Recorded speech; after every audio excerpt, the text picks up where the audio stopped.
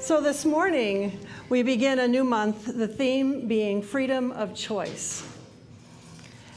And I want to start the morning by, first of all, putting out a disclaimer, because I want you to know that what I'm about to share is in no way meant to insult or diminish anyone who has served this country in the armed forces.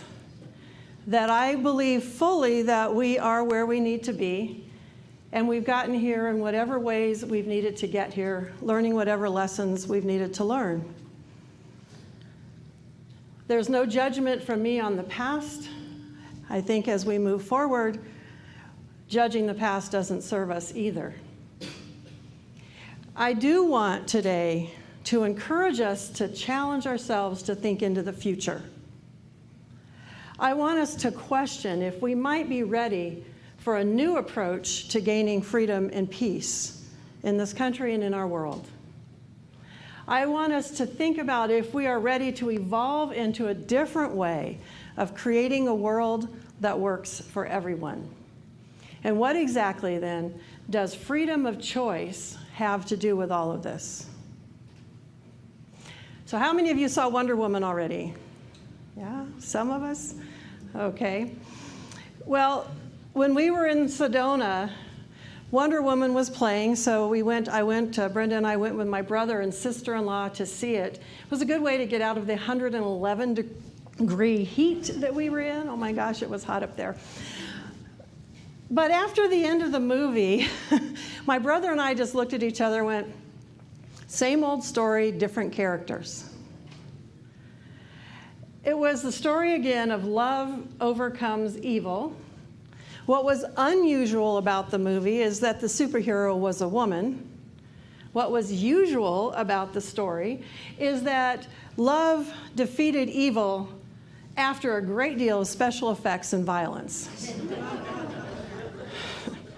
So that's why we said same old story. As I thought about it, I spent a lot of time the next morning contemplating what we'd seen and what the message was. What I was reminded of was a saying that I'd heard years ago, and I've cleaned it up a bit, but please forgive the language. Fighting for peace is like screwing for virginity. And as I was looking up to see who I could credit that with, apparently no one really knows exactly who first said that. It came out of the Vietnam War era. But as I was looking that up, I found some other sayings that I think would be good to contemplate as we continue to contemplate this idea. Albert Camus, there are causes worth dying for, but none worth killing for. Albert Einstein, you cannot simultaneously prevent and prepare for war. Martin Luther King, war is a poor chisel to carve out tomorrow. My brother is a Sikh, and he is a teacher within the Sikh tradition. And so we spent a lot of time the next morning, our meditation time together, actually talking about what this movie meant to us, what it said to us, and what we saw as a potential for the future. And one of the things he shared with me comes out of the Sikh teaching. When all other means of peace have failed, it is just and right to pick up the sword.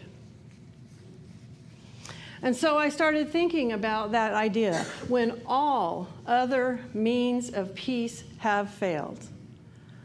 And I started questioning whether we as humans have ever even tried all the other means of creating peace.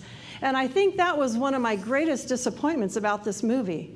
I had hoped to see other means of bringing about peace, of seeing love overtake and get rid of, or whatever the word is we want to use, evil.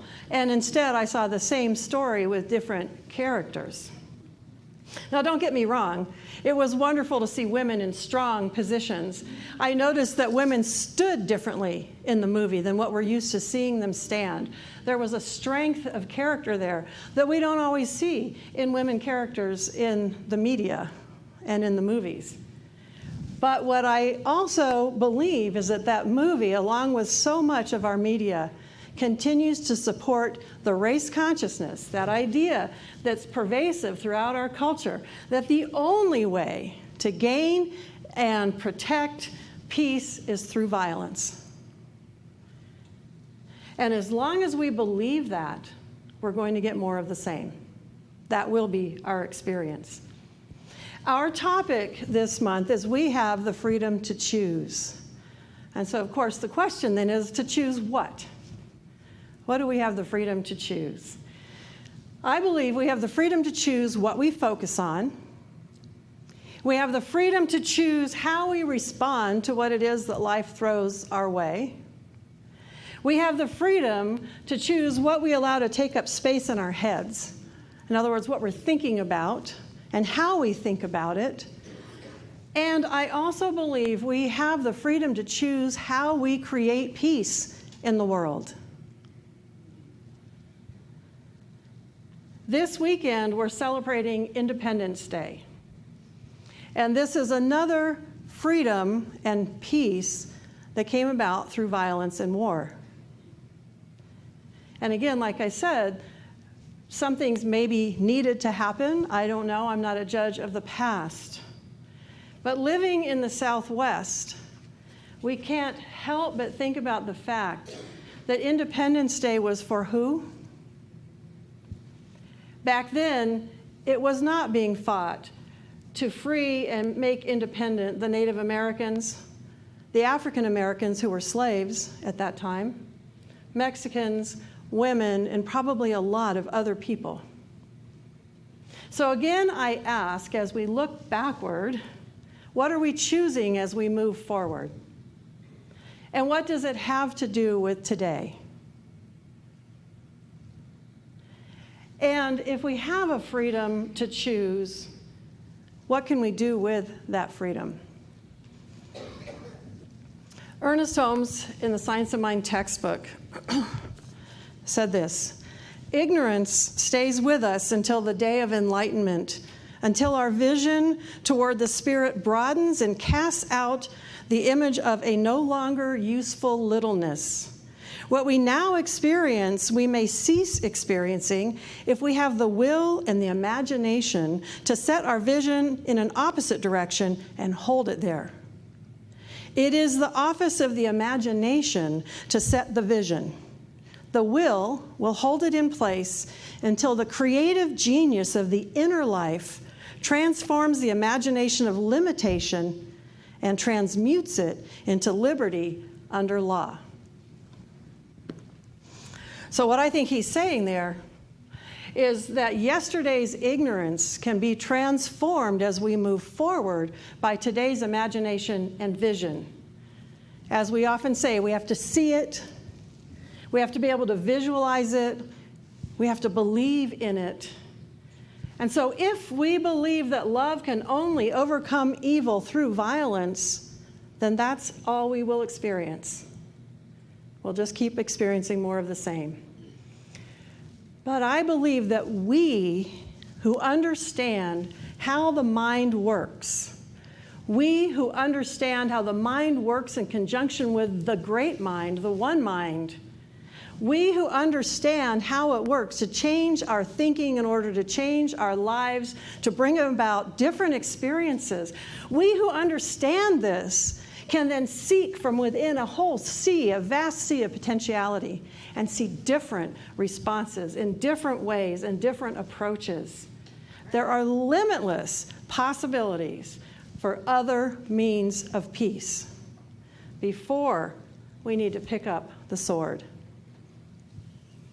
We know once we see it, once we visualize it, once we believe in it, we're at choice again. We're at choice as to whether we step into that vision of reality, whether we make it happen in and through us. So as I'm doing this, I have that little voice in the back of my head that's going, no one's going to believe this, Bonnie. And I keep saying, but it's possible. And so I know that visualizing world peace on that level, the ability to picture something that's never happened in human history before, that is peace around the entire planet at the same time, might be a big stretch for some of us. So I thought I'd share with you a story that could bring it closer to home. A story that was written by our community spiritual leader of all the Centers for Spiritual Living, Dr. Reverend Ken Gordon. And so this shows on a very small level how having this choice and what we visualize can impact our lives. One of my jobs at home is to vacuum. I don't like to do it, but I like living in a clean house, and I like living in peace with my wife, Deborah. Therefore, I vacuum. That leaves me two other choices. I can either vacuum begrudgingly, with animosity and resentment, or I can do it with joy. For me, the choice is simple. To do it in resentment creates an effect that darkens my soul, negatively affects my health, and takes the vitality from my life experience. To vacuum in joy opens me to a sense of accomplishment, exercises my body, enhances my self-pride, cleans my house, and endears me to my partner. I can choose how I'm going to feel when I do something. We can choose how we're going to feel when we do something. So lies the metaphorical truth of choice. We may not have a conscious power over the required condition, but we always have power over how we react to it. And the reaction for many of our choices is as impactful and creative as the original choice itself. He has more that he shares here, and he concludes with, my first choice, indeed my only choice, is to live in a consciousness of fulfillment. All of us are capable of doing this in the darkest and lightest moments. This is truly our choice. So I thought that was a great example, again, like I said, on the microcosm of what can happen on the macrocosm. As we recognize that everything we do, we can choose how we're going to feel about it and how we move forward with it, how we react to the people in our lives. Right there is the beginning that can ripple out into a worldwide impact and way of being. And I hear some of you possibly saying, but Reverend Bonnie, choice around the attitudes towards house cleaning is totally different than choice around world peace. And as I've already said, some of you might be thinking, but we've never had that before. Humankind has never experienced that before. So what do you think I'm going to tell you, my person that usually knows the answer? Principle isn't based on precedence, right? Principle isn't based on precedence. Principle is alive. Principle is what we have the potential to live. What's happened before doesn't have to be what that principle is based on. Our role is to choose. Our role is to choose how we react to what is, what's showing up in our life, what's in front of us. Our role is to choose what we focus on. Our role is to choose what we hold in our vision, in our mind's eye. And I believe our role is to take the time to contemplate, to imagine, to visualize, and to remember that it all starts up here. So to take that time each day. Joel Goldsmith, in Practicing the Presence, and I pulled this out again, I've read this before several times. If you haven't read it, I highly recommend it. As I was looking through to find the quote that I wanted, I kept, oh, well, I should tell them this and I should share that. I could read the whole book to you this morning. It's a fabulous book that explains how this stuff works. Joel Goldsmith's Practicing the Presence. In here, he says, its purpose, with a capital I, is to bring to individual consciousness the awareness of God as one, of God as infinite, individual being, of God as all presence and all power. The universal belief in two powers, good and evil, will continue to operate in our experience until we individually, remember this, you and I individually, reject that belief in two powers. And I know that's difficult for some people. That's why I'm trying to give you this broad picture and then bringing it down to how does it work in our real lives. So what he says is students, referring to all of us, students should take this subject of protection into daily meditation for a month or two. They shouldn't discuss it with anyone else, but take that time to contemplate. He's very big on doing your work, interpersonal work, without sharing it with the whole world. So you take it into that secret place within until you arrive at a place in consciousness where you feel that God is one. And again, the feeling is important. So we contemplate that concept until we feel that God is one. The secret of protection lies not in seeking God to save us from some danger, but rather in understanding that safety, security, and peace are dependent on our remembrance and realization of the truth that God is one. He goes on to talk about how the world is seeking peace, and that we can't just walk out there and tell people that and expect them to go, oh, okay, cool, and they just change how they behave.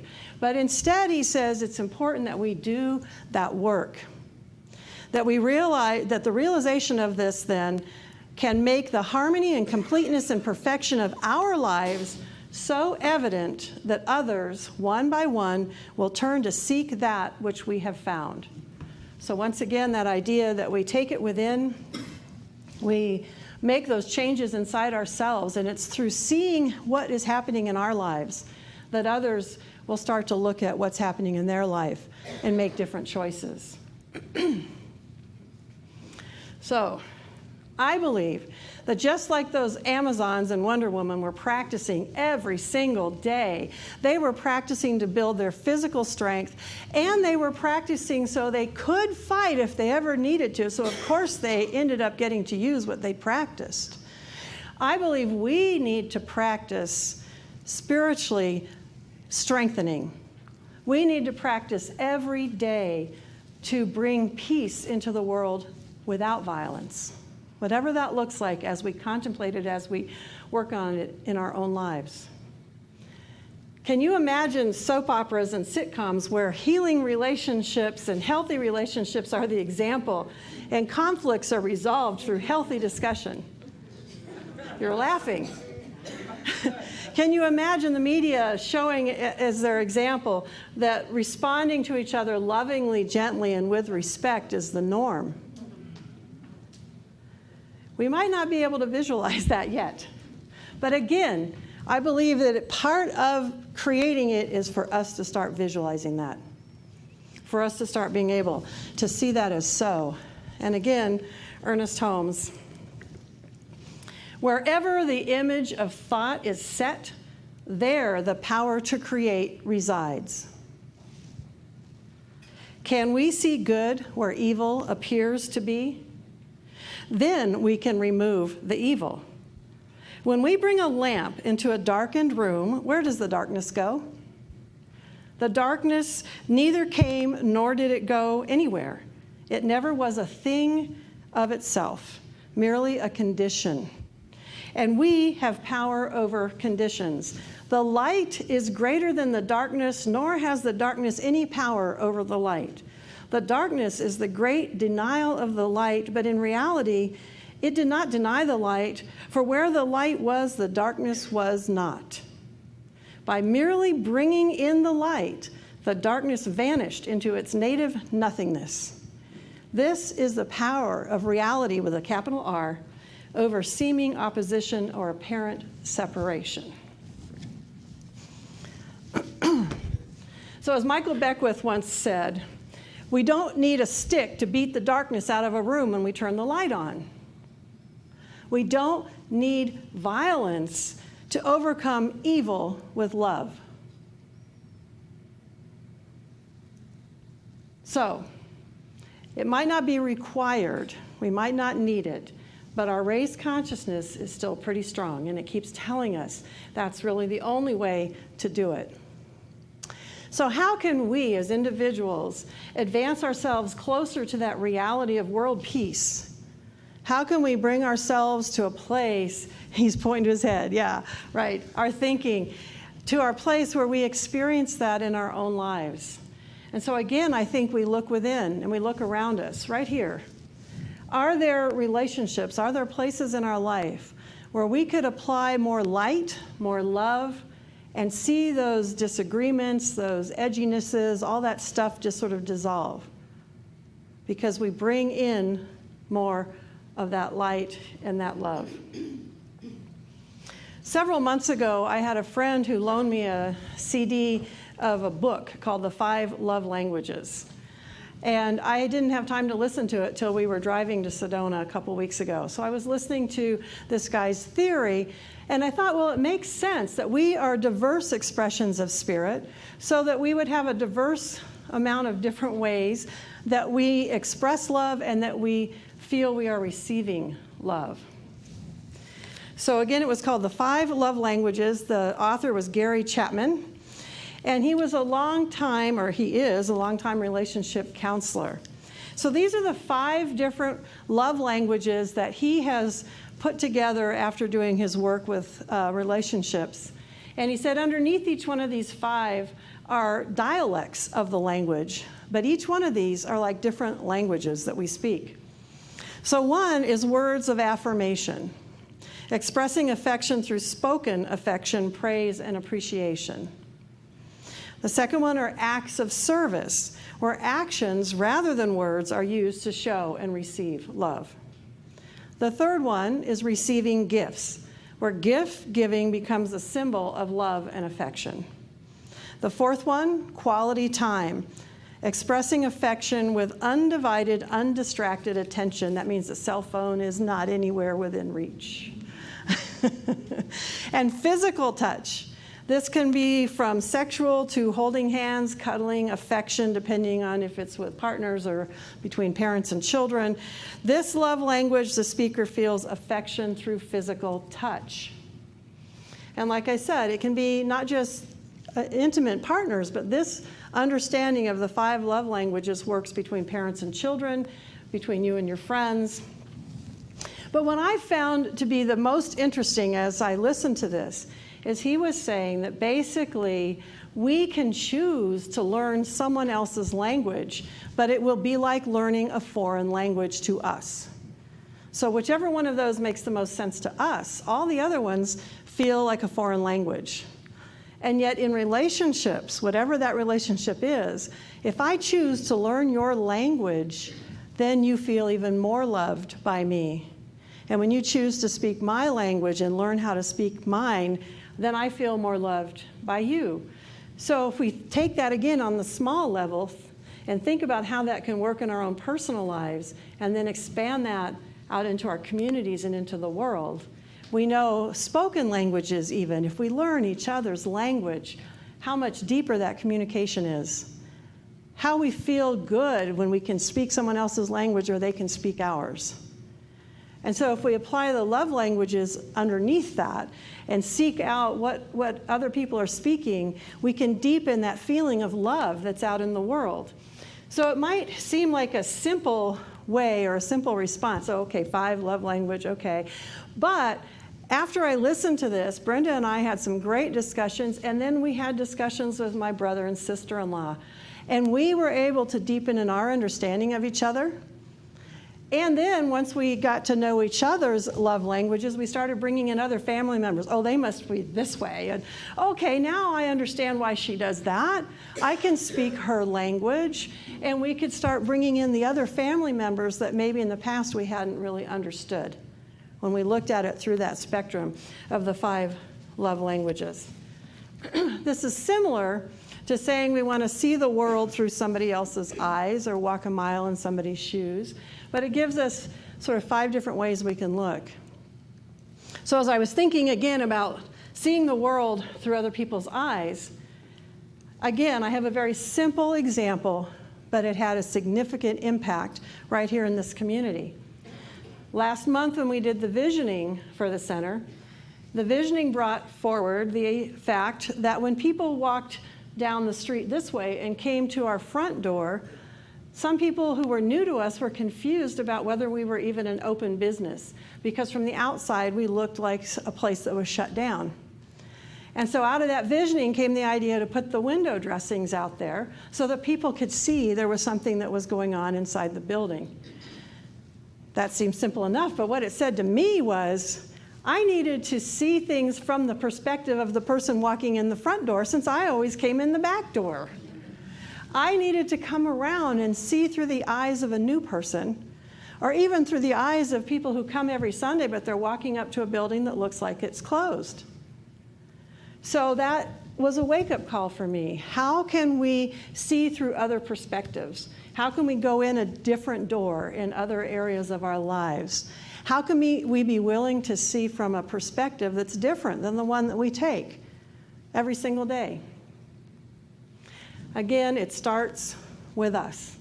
It starts inside us. It starts with us being willing to look at and see things from different perspectives. And again, I go back to those Amazons, training every single day, thinking about it every single day. We can train every day for how it is that we bring more love and more peace into the world, how we strengthen spiritually.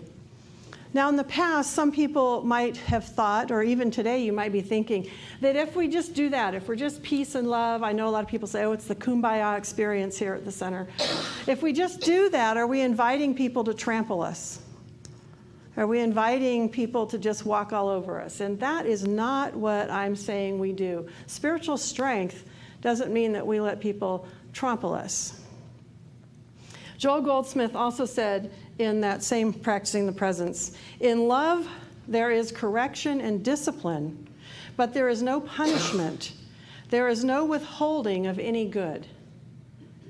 So again, with love, as we bring love into a situation, there can be correction and discipline, but no withholding or punishment, no withholding of people's good. And so I started thinking about that again. You can think about it in terms of parenting, but then think about it in terms of our interactions in the world. How can we bring into the world love that allows for correction and discipline without punishment and withholding of good? So as we see God in everyone, we're teaching each other through that method, through love, through understanding each other's love languages, and through allowing for correction and discipline without withholding the good that that person wants to or needs to experience. So given that I have freedom of choice, with all of these choices of how I can react, what I can do, how do I decide what I'm going to do or how I'm going to be? How do I make that decision?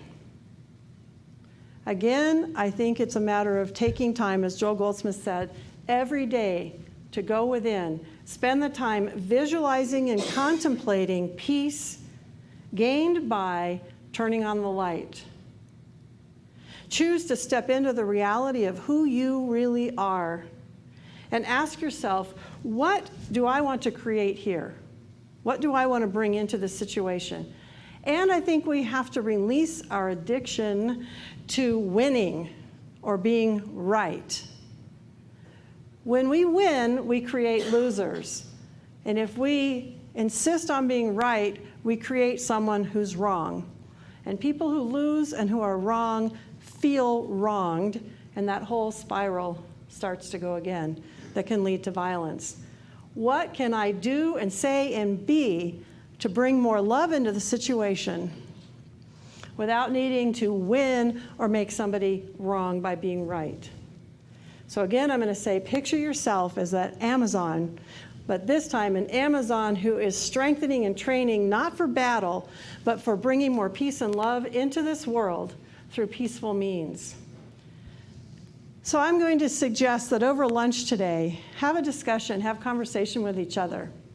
How do you visualize the potentiality of world peace being brought about without violence, but through peace? Share your ideas. Share what you're doing to help create peace and bring more love and light into the world. And this is not a time to poo-poo other people's ideas. Oh, that would never work. This is a time to listen to each other without judgment, because every idea and thought we bring into the world helps to create that vision that makes it so. Take time to share that with each other over lunch. And also share with each other what your love language is, how you express love, and how, usually they say, if you're not sure, how is it that you try and show your love to others? That's usually your love language. And that's what you want others to do back for you. That's how you want to feel it coming back to you. We are all Wonder Women and men, heroes and heroines training for how to bring love and peace into this world. Yes, love overcomes evil. And we can choose to see it doing so through a different means, in a new way. No more of those dramatic wars, special effects, and violence. No more attempting to beat out that darkness. We bring in the light, we turn on the light, we are the light. I believe it's possible. Let's make this a true Independence Day for everyone. And so it is.